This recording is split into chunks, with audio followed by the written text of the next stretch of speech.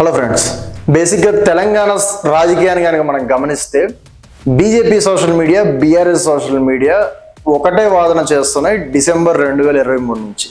ఈ రేవంత్ రెడ్డి గేడు ముఖ్యమంత్రికి సరిపోడు, రేపో ఎల్లుండో రాహుల్ గాంధీ మార్చేస్తున్నాడు, ఉత్తమ్ కుమార్ రెడ్డిని కానీ బట్టి విక్రమార్కని కానీ ముఖ్యమంత్రిగా రీప్లేస్ చేయబోతున్నాడు, మీనాక్షి నటరాజన్కి పెత్తనం మొత్తం ఇచ్చాడు రాహుల్, మొత్తం అయిపోయింది రేవంత్ రెడ్డి పంచాయతీ అని చెప్పనని వాళ్ళు ఒకటే విధమైన నెరేటివ్ని దాదాపు సంవత్సరంన్నర బట్టి తిప్పుతా ఉన్నారు. అయితే అసలు రేవంత్ రెడ్డి నిజంగానే అంత చెత్త ముఖ్యమంత్రి? రేవంత్ రెడ్డికి రాజకీయం తెలీదా?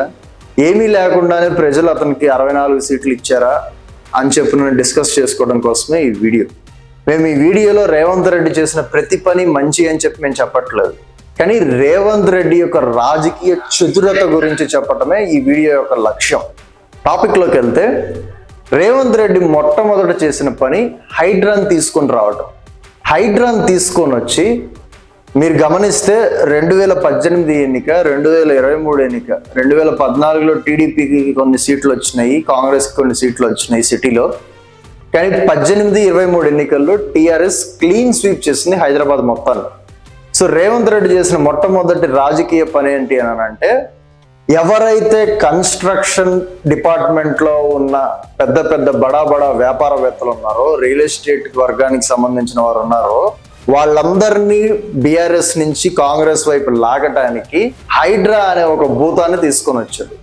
అది చెప్పటం, అది పేద ప్రజలకి లేదనుకుంటే పర్యావరణాన్ని కాపాడడానికి, చెరువుల్ని సాఫ్ చేయడానికి అని చెప్పినా కూడా వ్యాపారవేత్తల మీద, రియల్ ఎస్టేట్ వర్గాల మీద హైడ్రాని ప్రయోగించి వారిని దారిలోకి తెచ్చుకోవడం కోసం పెద్ద పెద్ద కాంట్రాక్టర్లు, పెద్ద డబ్బులు బీఆర్ఎస్ వాళ్ళలో ఉండటం కోసం రేవంత్ రెడ్డి చేసిన మొట్టమొదటి పని హైడ్రా.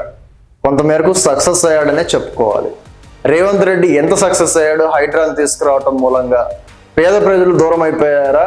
బడా వ్యాపారవేత్తలు రేవంత్ రెడ్డి హక్కును చేరటంతో, ఫండింగ్ ఎక్కువ కాంగ్రెస్ పార్టీకి చేరటంతో బీఆర్ఎస్ వీక్ అయిందా సిటీలో అన్నది మనకి జిహెచ్ఎంసీ ఎలక్షన్లో తెలుస్తుంది. ఇక రూరల్ తెలంగాణలోకి వెళ్తే కనుక, అప్పుడెప్పుడు ఆగిపోయిన రేషన్ కార్డులు ఇవ్వటంతో పాటు ఇందిరమ్మ ఇల్లులు అని ఒక రాజశేఖర్ రెడ్డి ఉన్నప్పుడు ఉన్న ఏవైతే ఇందిరమ్మ ఇల్లులు ఉన్నాయో శాచురేషన్ పద్ధతిలో ఎవరైతే అర్హత ఉందో వాళ్ళందరికీ ఇవ్వటంతో పాటు రైతు రుణమాఫీని తీసుకొని రావడం మూలంగా గ్రామీణ స్థాయిలో బీఆర్ఎస్ క్యాడర్ని దెబ్బతినే పని మొదలు పెట్టాడు ముఖ్యమంత్రి. అటువైపు ఉంటే రైతు రుణమాఫీ అవ్వదు, అటువైపు ఉంటే ఇందిరమ్మ ఇల్లు రాదు, అటువైపు ఉంటే రేషన్ కార్డు పోతుంది, స్కీములు పోతాయి అని చెప్పిన ఉద్దేశంతో గ్రామీణ స్థాయిలో ఉన్న బీఆర్ఎస్ క్యాడర్ మొత్తం బలహీనపడి ఇటువైపు రావడానికి సంబంధించిన ఏవైతే పథకాలు రూపకల్పన చేయాలో వాటన్నిటినీ చేశాడు ముఖ్యమంత్రి గత సంవత్సరంన్నర కాలంలో. ఇంకా ముందుకు పోతే, తెలంగాణ రాష్ట్రం ఏర్పడడానికి కారణం లెఫ్ట్ భావజాలానికి సంబంధించిన ఆర్గనైజేషన్లు. అవి ఫ్రంట్ ఆర్గనైజేషన్లు కానివ్వచ్చు, కార్మిక హక్కుల సంఘాలు కానివ్వచ్చు, కుల సంఘాలు కానివ్వచ్చు, నక్సల్ సంఘాలు కానివ్వచ్చు, అన్నీ కలిసికట్టుగా తెలంగాణ భావాన్ని ప్రజల్లోకి తీసుకొని వెళితే పాట రూపంలో, ఆట రూపంలో, ధర్నా రూపంలో రాజకీయ మొహాని కింద తయారైన వ్యక్తి Kalvakuntla Chandrashekar Rao. Political face of Telangana movement కింద కేసీఆర్ ఏర్పడటంతో కేసీఆరే మా తొలి ముఖ్యమంత్రి అని చెప్పనని ప్రజల్లో ఆ బంధం అన్నది ఏర్పడి ఉంది. కేసీఆర్ 10 సంవత్సరాల అధికారంలో సివిల్ సొసైటీలో ఉన్న లెఫ్ట్ వాళ్ళందరూ మొత్తాన్ని కూడా విడదీసి, కొంతమందిని కొని, కొంతమందిని జైల్లో పెట్టి తన పార్టీ మీద వ్యతిరేకత లేకుండా ముందుకు పోతా ఉన్నాడు. అయితే 2023లో వచ్చిన రేవంత్ రెడ్డి ఒక కిటుకుని కనుక్కున్నాడు. ఒకవైపున అడవుల్లో ఆపరేషన్ కగార్ అని చెప్పనని కనిపించినట్టు అమిత్ షా కాల్చుకుంటా పోతా ఉంటే, రేవంత్ రెడ్డి మటుకు నేను నక్సల్ సిద్ధాంతంతో ఏకీభవించను, కానీ ఎన్కౌంటర్ చేయటం మటుకు ఆగిపోవాలి, కూర్చొని మాట్లాడాలి నక్సల్స్తో.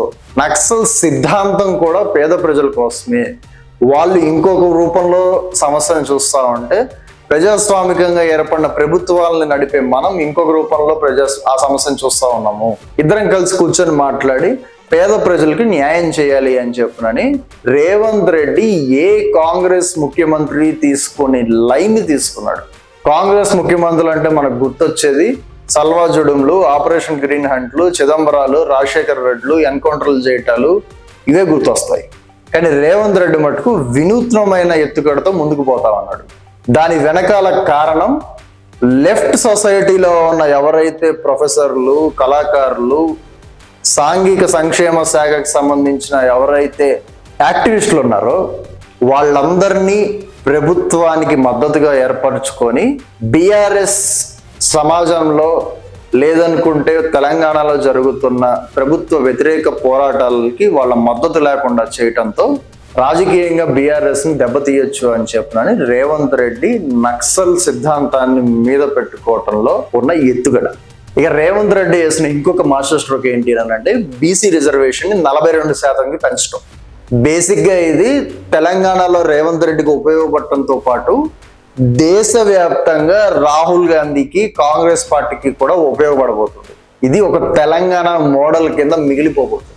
రీజన్ ఏంటి అని అంటే ఓవైపున ఊవెత్తున ఎగిసి పడుతున్న హిందుత్వవాదాన్ని, ఆర్ఎస్ఎస్ సంఘ్ పరివార్ని ఢీకొనటం కోసం రాహుల్ గాంధీ రచించిన వ్యూహం క్యాస్ట్ సెన్సెస్.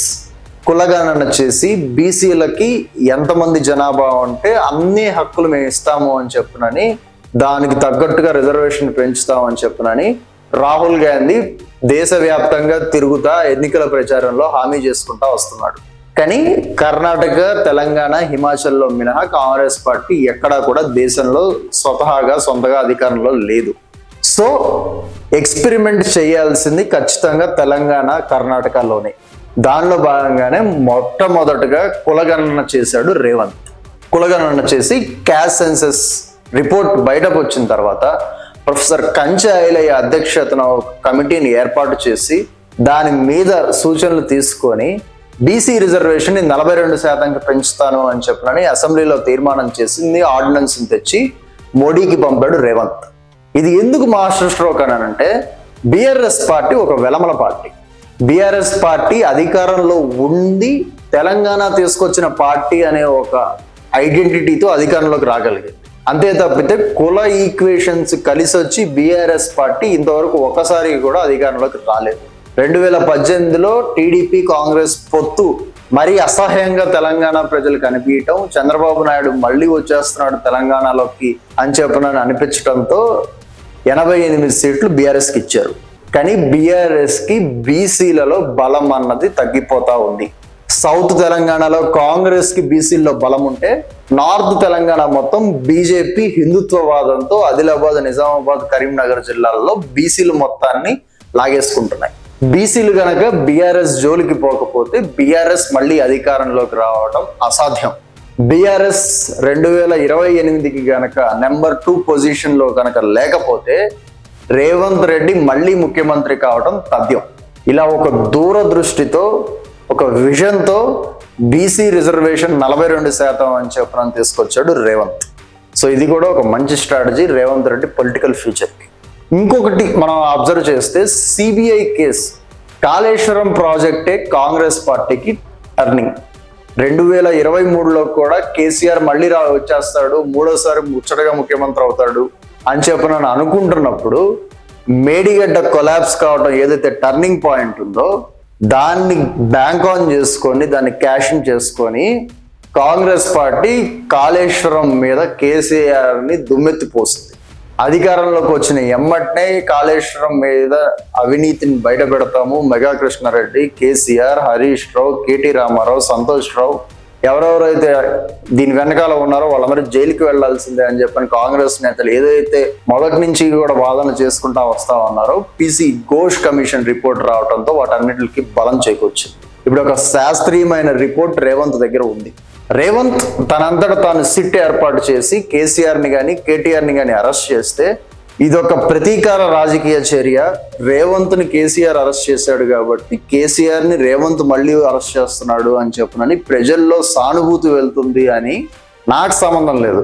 నేను కమిషన్ ఏర్పాటు చేసి రిపోర్ట్ తెచ్చుకున్నాను. ఇప్పుడు దీని మీద అరెస్ట్ చేయాలా వద్దా అని చెప్పిన సిబిఐ చూసుకుంటుంది అని బాల్ని బీజేపీ కోర్టులో పెట్టాడు రేవంత్.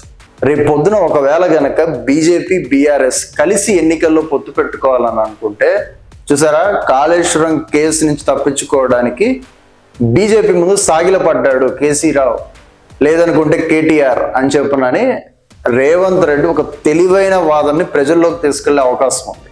బీజేపీకి కూడా ఒక అవినీతి పరుడితో కాళేశ్వరంలో అన్ని వేల కోట్లు తిన్నోడితో నువ్వెట్లా పొత్తు పెట్టుకుంటావు అని చెప్పునని బీజేపీ కార్యకర్తలు, బీజేపీ అభిమానులు అడిగే అవకాశం బీజేపీకి కూడా ఉంది. ఒకవైపున బీజేపీ ఒక వీక్ ప్రెసిడెంట్ రామచంద్రరావుని అపాయింట్ చేసుకొని బీఆర్ఎస్ బీజేపీ పొద్దు తథ్యం అనే ఇండికేషన్స్ ఇస్తా ఉంటే, రేవంత్ వేసిన ఈ ఎత్తుగడతో ఖచ్చితంగా బీజేపీ బీఆర్ఎస్ పొత్తును ప్రకటించాలన్నా, పొత్తు వైపు అడుగులు వేయాలన్నా పునరాలోచించుకునే పరిస్థితి ఏర్పడుతుంది. ఇది కూడా రేవంత్ వేసిన ఇంకొక మాస్టర్ స్ట్రోక్.